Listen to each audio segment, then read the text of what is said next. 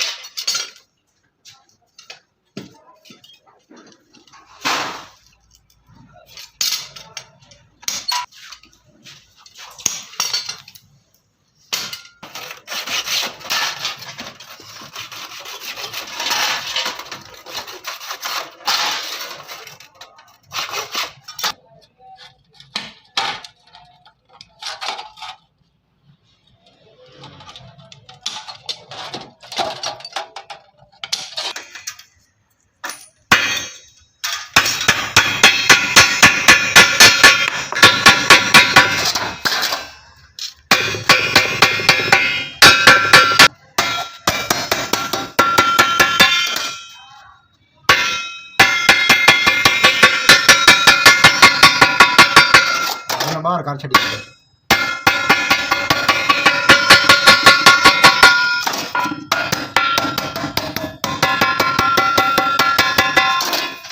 मार दी बाहर होती है